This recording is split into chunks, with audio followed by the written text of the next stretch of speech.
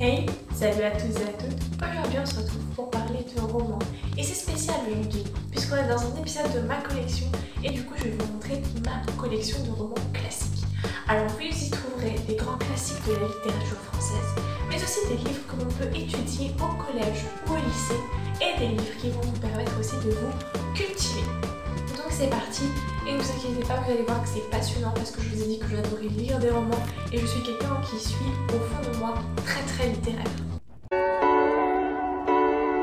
In her heart there's a hole, there's a black mark on her soul. In her hands is my heart, 'cause the air she feeds me is damned. Got a touch like a thorn, 'cause the girl she's hiding horns.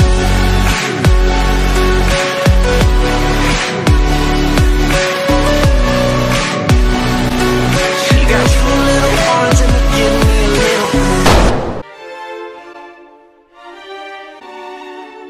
Pour commencer, je vais vous parler d'une collection qui s'appelle Les Classiques chez le livre de poche jeunesse. Donc premièrement, nous avons Alice au Pays des Merveilles de Lewis Carroll. Donc tout le monde connaît Alice au Pays des Merveilles. Et c'est vrai que ce roman est utile pour les 14 ans, 13-14 ans tout simplement parce que il est très léger. On peut le lire normalement, on a la véritable histoire outre le Disney, et puis en plus de ça, il y a un tome 2 qui est allé de l'autre côté du miroir, mais je ne l'ai pas bien que je l'ai déjà lu. C'est une histoire que j'aime beaucoup, vous savez mon délire avec Alice. Ensuite il y a L'île au trésor de Robert Louis Stevenson, qui est celui-ci, donc lui, les gens le connaissent un peu moins, donc je vais vous le présenter maintenant. L'aventure fait irruption dans la vie de Jim Hawkins le jour où un vieux marin balafré s'installe dans l'auberge de ses parents. Pourquoi est-ce que l'homme a peur? Qui veut lui faire la peau? Tout simplement, il connaît le secret de l'île au trésor et Jim va se retrouver à partager. Ensuite, on a un de mes petits coups de cœur, il est de Jules Verne et pourtant Jules Verne, j'ai beaucoup de mal avec lui. C'est Michel Strogoff, clairement un gros kiff. Oui, c'est vrai, avant je me prenais pour une documentaliste et je cotais mes livres. Voilà, faudra que je décolle parce que c'est horrible. Donc je vais vous lire le résumé, ça sera rendre justice à l'œuvre parce que clairement, on voit qu'il fait des études pour faire des résumés parce que moi, un bon résumé me donne tout de suite envie de lire un livre. Donc Michel Strogoff est courrier du tsar de Russie. Il a pour mission d'avertir le frère de ce dernier de l'arrivée imminente de l'horde Tartare, menée par le traître Ivan Ogarev. Durant son périple jalonné d'obstacles à travers la Sibérie, il rencontrera la belle Nadia, ainsi que 2 journalistes européens avec lesquels il partagera une partie de cette aventure. Il est vachement exceptionnel, il est un peu long. C'est vrai que je le conseille plutôt quand on a 14-15 ans et plus, pas avant parce qu'il faut le comprendre. Mais ça part d'une période que j'aime, avec le tsar de Russie. Voilà, c'est une période qui me parle, que j'adore, donc clairement je me suis régalée. Ensuite, une histoire avec laquelle j'ai énormément de mal. Rudyard Kipling, Le livre de la jungle. Voilà, moi je suis team Tarzan, tout le monde le sait. Mowgli, j'avoue que j'ai du mal avec lui. Je vais pas vous refaire l'histoire, mais clairement. Par contre, je vous avoue que je préfère nettement le classique que le film. Alors là, je préconise de le lire au lycée parce que c'est du Alphonse Daudet, mais Tartarin de Tarascon. Clairement, c'est du bon délire. Normalement, ceux de ma génération et un peu plus âgés le connaissent. Maintenant, je sais qu'au collège et au lycée, on n'est plus obligé d'étudier ce bouquin-là. Donc, pour le résumer, dans la petite ville provinciale de Tarascon, Tartarin est un vrai personnage, grand collectionneur d'armes, un véritable héros en chambre. Mais ses admirateurs ne le pressent sans relâche. L'Afrique, pays des lions, voilà la destination obligée pour un aussi valeureux chasseur. Tartarin finit par s'embarquer à regret pour l'Algérie dans l'espoir de débusquer le fauve mythique. Donc c'était drôle, très burlesque, on avait un personnage naïf. Perso, j'ai apprécié ma lecture et je pense que si vous voulez vous cultiver dans les grands classiques français, et ben c'est vers ça qu'il faut vous diriger. Un de mes livres favoris, tous livres confondus, c'est de Louisa May Alcott, Les 4 filles du Dr March. Et vous n'êtes pas sans savoir qu'il va y avoir un film avec notamment dedans Emma Watson, qui jouera d'ailleurs l'aînée, qui était mon personnage favori, ainsi que mon autre personnage que j'aime bien, c'est celle qui écrit le livre, qui justement raconte l'histoire. Meg, c'est l'aînée. Joe, il me semble que c'est celle que j'aime bien qui écrit les romans. Beth et Amy sont 4 sœurs qui s'entendent bien. En pleine guerre de sécession, leur père part sur le front, alors tout le monde doit se mettre au travail. Mais entre Meg la raisonnable, Joe l'impétueuse, Amy la raffinée et Beth la délicate, les discussions sont passionnées et la maison rarement silencieuse. Et vous allez voir que dedans, il y a des histoires aussi de maladies, de comment on s'en sort en temps de guerre, etc. Ça parle aussi de la guerre de sécession, c'est très très beau. C'est une famille soudée, magnifique, cette histoire elle est exceptionnelle. Il a eu droit à beaucoup d'adaptations en film et dernièrement notamment un film français qui avait fait fureur, c'est bien Sans famille de Hector Malo. Il n'a qu'une dizaine d'années mais sa vie est déjà bien mouvementée. Enfin abandonné, recueilli par des paysans, il est cédé à un saltimbanque. Les voilà partis avec des animaux savants sur les routes de France. Une longue errance commence alors pour Rémi, semée de rencontres, de coups durs, d'espoirs insensés. Rémi parviendra-t-il enfin à retrouver ses vrais parents? Je peux vous assurer que cette histoire avec ses parents, ouf là, j'ai eu des frissons, c'était ce livre, exceptionnel. Petite mention à mon frère pour le fameux Bastien sans amis qu'il a créé, voilà, il a dit oh non mais vous savez pas quoi, j'ai découvert un livre classique trop bien, pour une fois que je lis un livre, c'est Bastien sans amis. J'ai regardé comme ça. Ouais. Bon. La controverse de Valladolid de Jean-Claude Carrière, qu'il vaut mieux lire quand vous êtes en seconde, voire même en première, qui est un texte intégral où il n'est pas très long. Donc, dans un couvent de Valladolid, quelques 60 ans après la découverte du Nouveau Monde, deux hommes s'affrontent dans un débat passionné. Les Indiens sont-ils des hommes comme les autres? Pour le dominicain Las Casas, ardent défenseur de la cause indienne, cela ne fait aucun doute. Les Espagnols, avides de conquête, ont nié l'évidence, assujettissant et massacrant les indigènes par millions. Face à lui, le philosophe Sepúlveda affirme que certains peuples sont nés pour être dominés. Tous deux s'entendent sur un point, le nécessaire salut des armes. L'issue de cette confrontation déterminante pour des millions d'hommes pourrait bien être surprenante. Et clairement, effectivement, c'est un texte super bien qui peut même faire office d'initiation à la philosophie.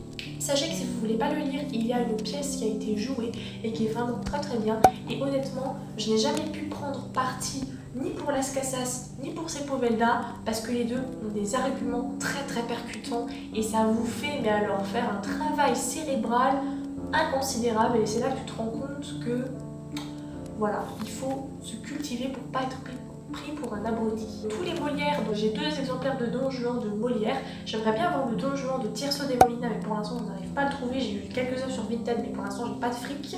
Donc premièrement j'ai l'Avare, j'avais deux aussi exemplaires de l'Avare, il est ici. Harpagon, riche vieillard, fait subir à toute sa maisonnée sa passion aveugle et tyrannique pour l'argent. Son avarice fait obstacle au projet amoureux de ses enfants, le pousse à soupçonner ses proches et donne envie à ses serviteurs de le tromper.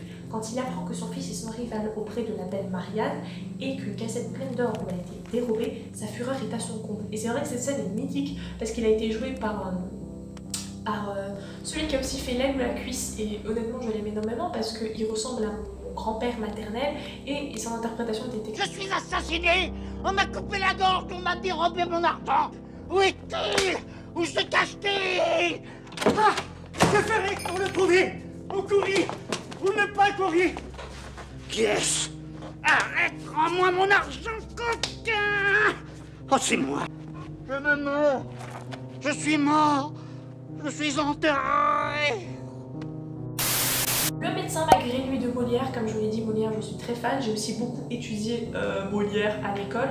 Certains c'est moi qui me suis acheté, certains c'est l'école qui nous les ont donnés. Donc Sganarelle qui n'a jamais fait d'études est soudain forcé de jouer le rôle d'un grand médecin. Tout le monde attend de lui qu'il guérisse la jeune Lucinde, frappée d'un mystérieux mutisme. Improvisé spécialiste des corps malades, le beau parleur Sganarelle parviendra-t-il aussi à devenir le médecin miraculeux de l'amour et du cœur? Quand on sait que Molière a une haine incommensurable pour les médecins parce qu'ils sont responsables selon lui de la mort de sa mère parce que c'est des charlatans, et bah cette histoire elle est vraiment trop belle. J'ai les fourberies de Scapin, donc j'ai 2 éditions, j'ai celle-ci plus une verte, je sais pas où est-ce que je vais passer. La première 1,50 € texte intégral chez Pocket, et Octave et Léandre apprennent que leurs pères respectifs rentrent en voyage avec la ferme intention de les marier à des inconnus. Or l'un d'eux vient d'épouser en secret Hyacinthe et l'autre a promis le mariage à une jeune bohémienne. Que faire dans une telle situation? Une seule solution, appeler le palais Scapin à la ressource. Ensuite, j'ai du Shakespeare. Donc vous savez que Roméo et Juliette, c'est l'histoire que j'aime le moins. Et pourtant, j'ai Roméo et Juliette version Librio. J'ai Roméo et Juliette version classique et si du collège spécial théâtre. Texte abrégé cette fois-ci. Donc c'est pour ça que j'ai acheté, c'est pour ça que j'avais acheté la version texte intégral de Magnard. Voilà, parce que j'avais une version abrégée, donc voilà, j'ai ces trois-là. C'est l'histoire que j'aime le moins, mais pourtant c'est celle que j'ai le plus étudiée. Voilà, je suis très complexe. Inutile de vous dire c'est quoi Roméo et Juliette. Si vous l'avez pas lu, vous pouvez le lire parce que c'est vraiment genre deux textes classiques. Ah non, en fait, j'ai 4 versions parce que j'ai une version abrégée en anglais que j'avais gagnée au Big Challenge. Ensuite, classique et si lycée, toujours Atier, Jean de La Fontaine, les fables, mais c'est que le livre 7, 8 et 9 parce que c'est celui-là que je devais étudier, mais clairement j'aimerais bien trouver les autres livres parce que La Fontaine, j'adore, c'est la vérité vraie, ce mec. C'est le maître des questions rhétoriques, de la morale, j'adore, c'était un régal de l'étudier. J'ai même écrit des fables basées sur les siennes, qui d'ailleurs ont remporté quelques concours, voilà, c'est ça, on appelle ça un concours d'écriture, voilà, j'adore. Une laitière renverse son pot de lait tandis qu'un lapin revendique son héritage et qu'un chat part en pèlerinage en compagnie d'un renard. À travers ses fables, La Fontaine nous livre d'inoubliables leçons de sagesse morale, politique et philosophique. Ça c'est vrai. D'ailleurs, une petite citation, une ample comédie à 100 actes divers et dont la scène est l'univers. Voici ce qu'est une œuvre. Dès tant qu'on est dans les recueils, autant vous présenter Les Fleurs du Mal de Baudelaire. Je n'aime pas Baudelaire, mais Les Fleurs du Mal, j'ai bien aimé. Donc Hachette Éducation, texte intégral. C'est les éditions de 1857 et 1861, donc il faut faire attention. Celles-là, c'est les éditions les plus complètes que l'on puisse faire. Avec Les Fleurs du Mal, Baudelaire nous invite à entrer dans un univers personnel bouleversant, car il révèle et met au jour ce qui nous habite ou nous hante. On y rencontre des personnages fascinants et inquiétants, des réalités sublimes et des choses abominables. On y menait tantôt très haut, tantôt très bas, on y passe par toutes les émotions, c'est bien vrai, les plus intenses qu'il soit possible d'éprouver, haine, amour, joie, dépression, mélancolie, exaltation, accablement du spleen, idéal. La lecture de ce maudit livre est une véritable aventure et une expérience intérieure, un drame en 5 actes qui commence par une naissance et finit par la mort. Dans ce théâtre de la cruauté et de la beauté, le lecteur deviendra spectateur passionné d'une scène intérieure où s'affrontent des personnages conceptuels.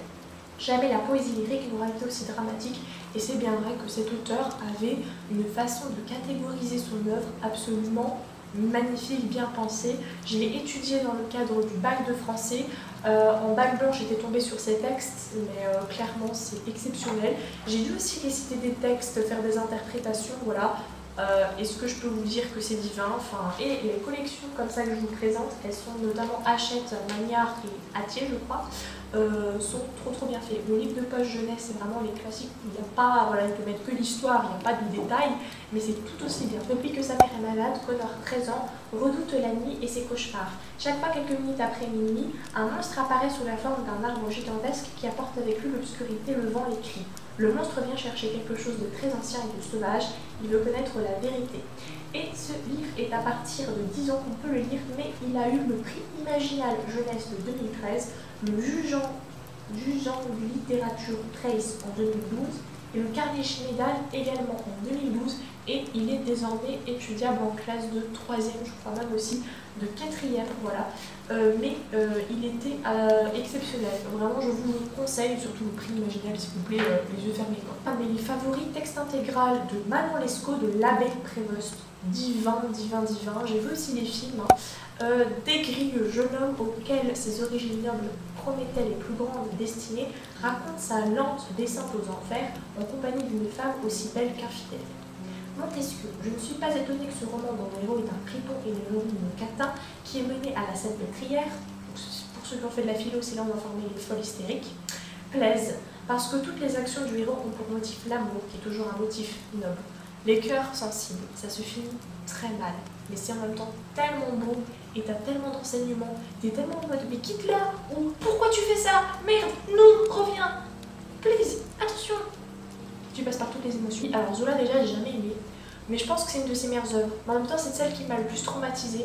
Donc c'est Thérèse Raquin, parce qu'en fait il y a de l'inceste, il y a de la trahison, il y a du cocufiage, il y a des meurtres, il y a des je te trahis, tu me trahis pas. C'est le maître du réalisme, du naturalisme, du je te mets mal à l'aise par excellence. Tous mes potes ont kiffé parce que c'est une des seules œuvres qu'on a étudiées dans notre vie où il y a eu du cul. Voilà, il y avait des petites scènes de cul. Pourquoi Thérèse a-t-elle épousé son cousin Camille souffreteux? Comment a-t-elle pu se cloîtrer dans son obscure mercerie au fond du sinistre passage du Pont-Neuf, dépérissant de sa belle-mère et le chat François? Effectivement, c'est vrai, s'il vous plaît, elle était tellement pure, tellement bien cette meuf au départ. Tout bascule avec l'arrivée de Laurent qui réveille une passion enfouie et déclenche des événements irréversibles plongeant le lecteur dans un huis clos intense et inquiétant. Laurent, je l'adore ce perso, mais tellement la descente aux enfers de la meuf et Laurent comment il a voulu s'en sortir, mais au final non, c'était trop bien cette histoire. En plus je kiffe le huis clos, parce qu'en fait ils peuvent aller où ils veulent, mais au final ils sont enfermés par ce qu'ils ont fait, par eux-mêmes en fait, alors qu'ils sont libres, ils peuvent aller où ils veulent, mais au final ils ne le sont pas.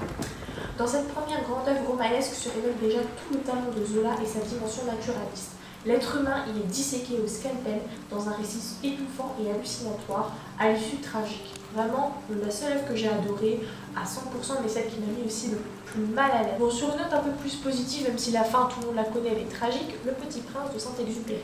Donc moi j'ai tous les livres, et j'ai tous les livres aussi de Antoine de Saint-Exupéry, mais la seule œuvre que l'on peut qualifier de classique et qui est étudiable au collège ou au lycée, c'est bien Le Petit Prince. Et celle-là, c'est la version chez Folio Junior. Je sais que j'en avais une autre que je donnais à ma petite sœur.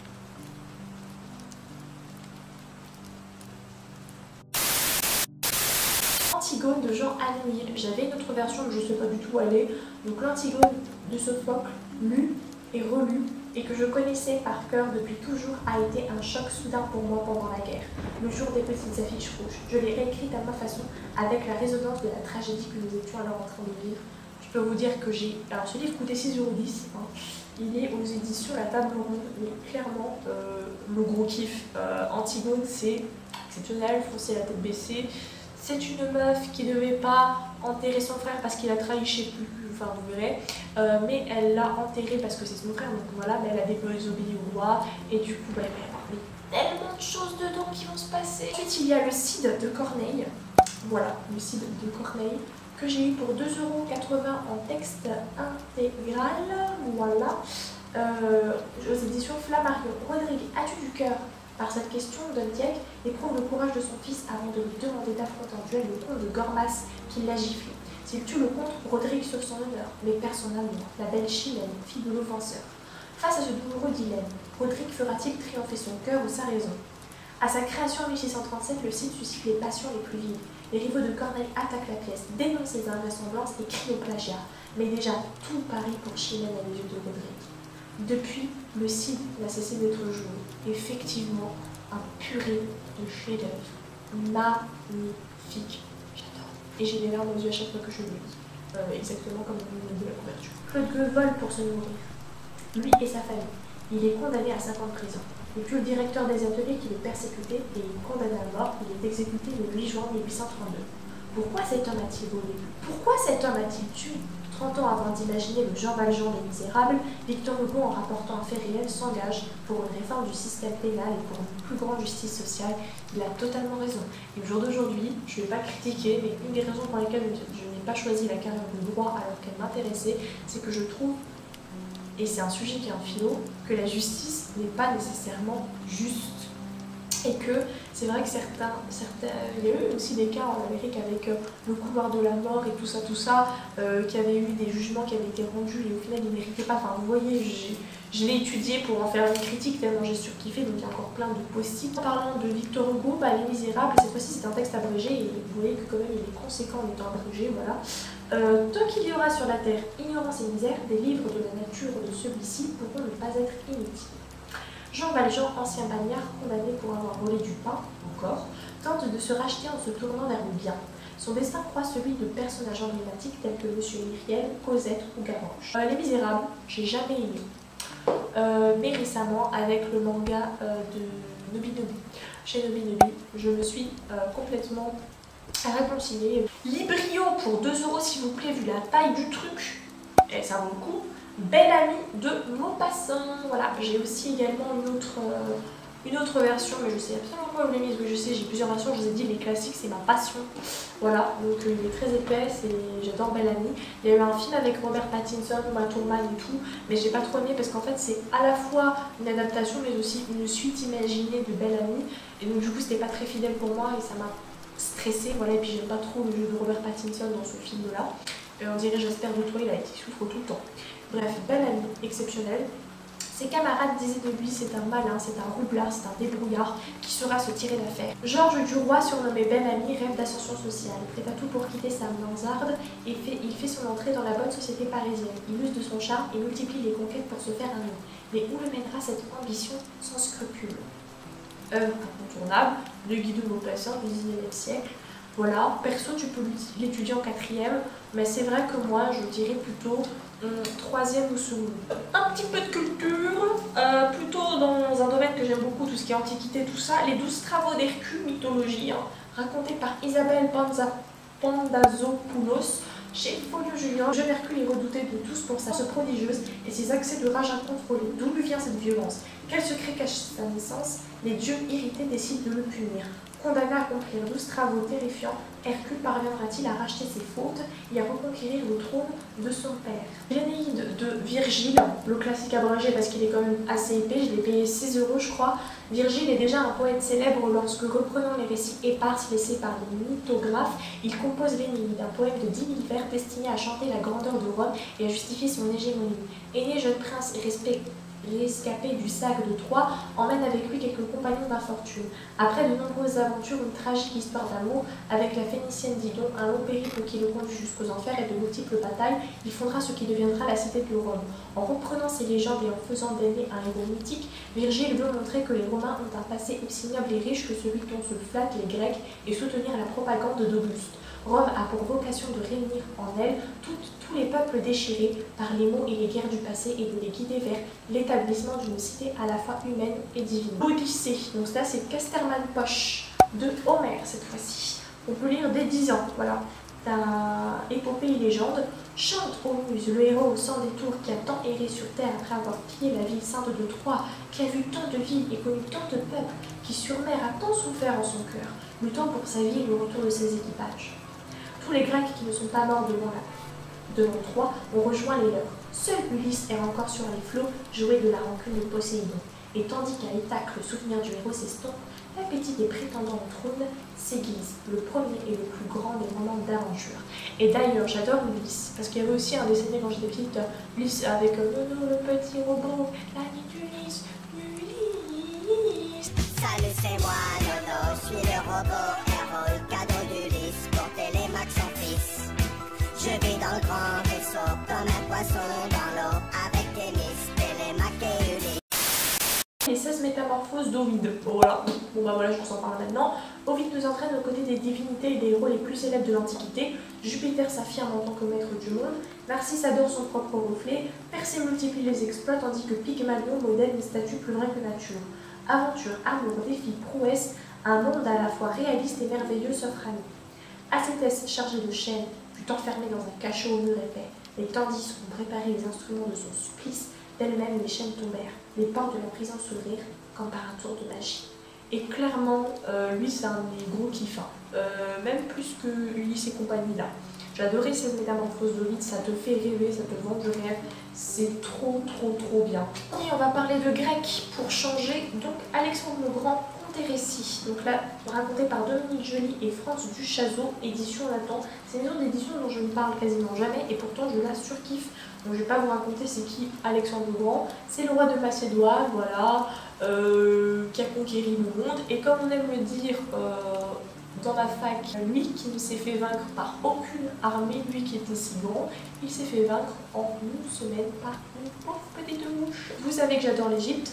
D'ailleurs, un de mes films préférés, c'est Disney, enfin le film qu'il y avait eu sur, c'est pas un Disney, mais le film qu'il y avait eu sur Moïse, voilà, c'était un petit peu une comédie musicale. Un livre qui s'appelle Ramsès Prince du Nil, la colère du dieu soleil de Carol Wilkinson. Aucune idée, parce que c'est un 1000 ans de poche qui coûtait 5 €, de s'il y a une suite ou s'il n'y a pas une suite, mais s'il y a une suite, je me la prendrai parce que je me souviens que j'avais surkiffé, je l'ai lu, je devais avoir 9 ans ou 8 ans, un truc comme ça. Rien ni personne ne pourrait changer le destin de Ramsès. Fils de Pharaon, il est fils de Pharaon, et Pharaon il sera. Et pourtant il a dû se cacher, fuir ses ennemis, menés par Hatshepsut, sa propre sœur. Mais le voilà enfin de retour au palais, trop tard. Hatshepsut a pris le pouvoir et prépare déjà un nouveau plan pour éloigner à jamais Ramsès de son trône. Égypte, 15e siècle avant Jésus-Christ, reine de Toutmosis Ier. Et il y a une série que j'aime bien qui s'appelle Toutankhamon. Donc vous pensez forcément que ce bouquin-là, si vous aimez aussi cette série-là, il va vous plaire. Yvan le Chevalier de Lyon, chrétien de Troyes. Donc c'est une période que j'aime pas trop. Là c'est aux éditions Belin-Gallimard. Voilà. Le roman de chevalerie par excellence pour les études en 5e. Mais j'ai bien aimé Yvan Chevalier au Lyon. Une forêt, une fontaine, un château, vous aurez reconnu les lieux habituels des récits merveilleux du Moyen-Âge. Tournons les pages, on fait don à Yvain d'un anneau qui le rend invisible le reste du monde. Et Seigneur des Anneaux, me vois-tu, me voilà. Et comme si cela ne suffisait pas, le parfait chevalier a pour compagnon un acolyte insolite dans les bois de Brocéliande, un lion.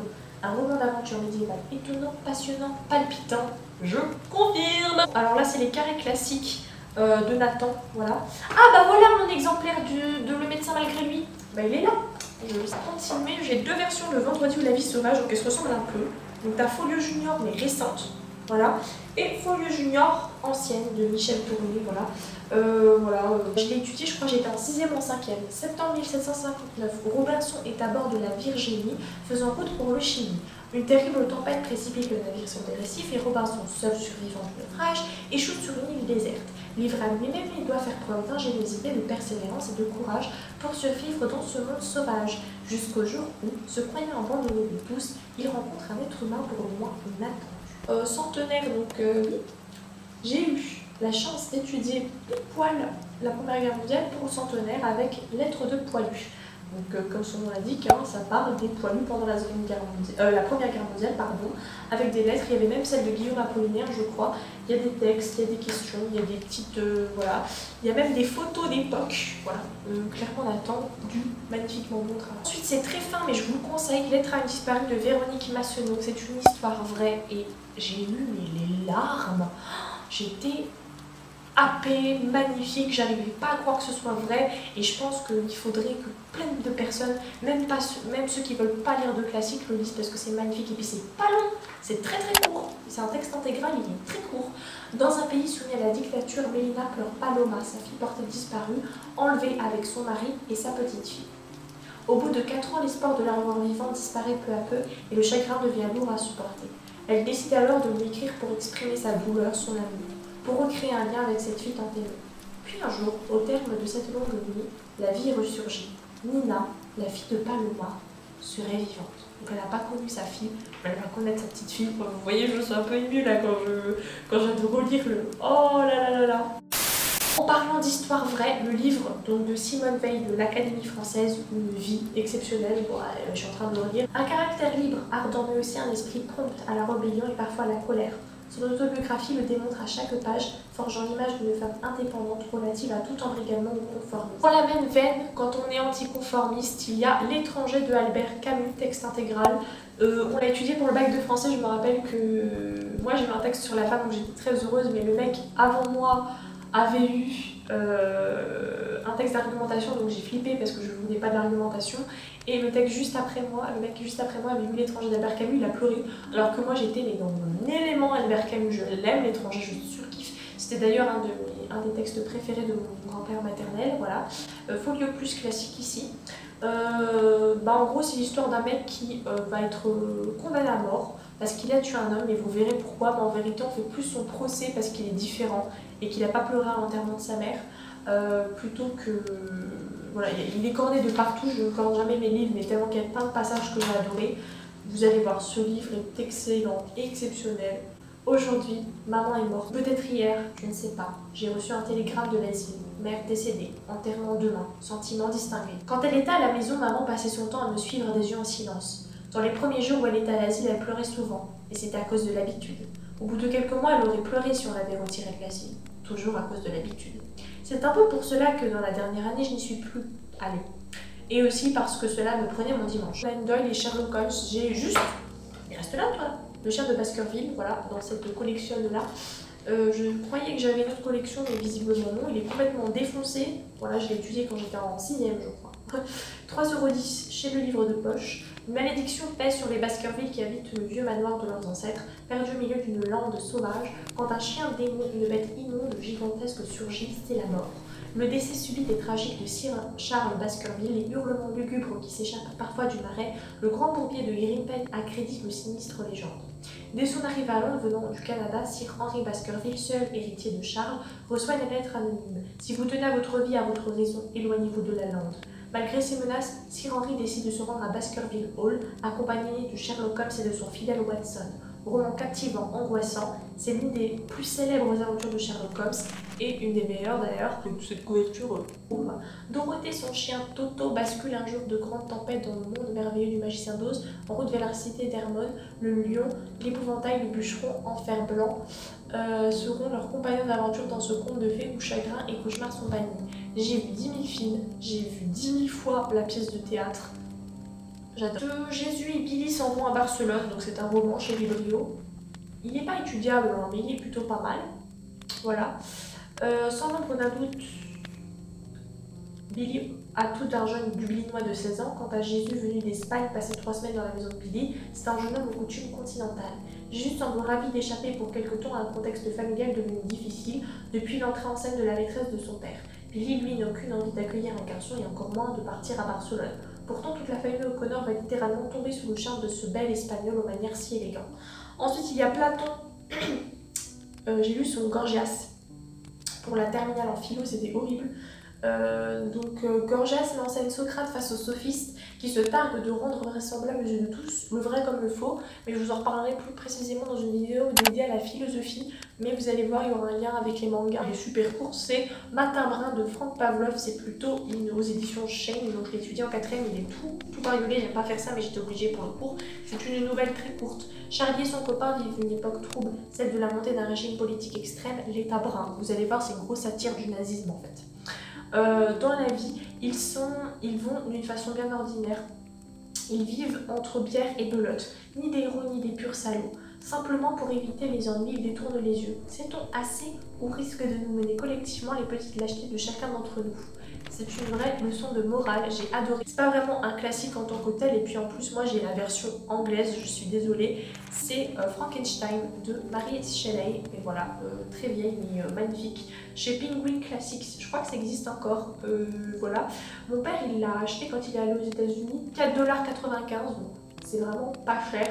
Il y a le film Mary Shelley qui est sorti il n'y a pas longtemps, donc n'hésitez pas à aller le voir, le film est exceptionnel, ça nous raconte comment justement cette femme, qu'est-ce qu'elle a subi dans sa vie, comment elle était jeune, comment elle est partie, comment elle a imaginé son Frankenstein, comment elle a fini sa vie.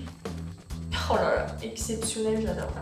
Donc j'espère que cette vidéo vous a plu. Si c'est le cas, n'hésitez pas à mettre un pouce bleu, à vous abonner, à me dire en commentaire vos classiques favoris. Et si justement, parce qu'il y aura une vidéo sur ça forcément, quels sont vos classiques adaptés en manga favoris, si vous allez en lire, si ça vous a donné envie, ce que vous voulez, voilà. Et ben moi je vous dis au revoir parce que je vous fais plein de gros bisous, voilà. Ciao ciao.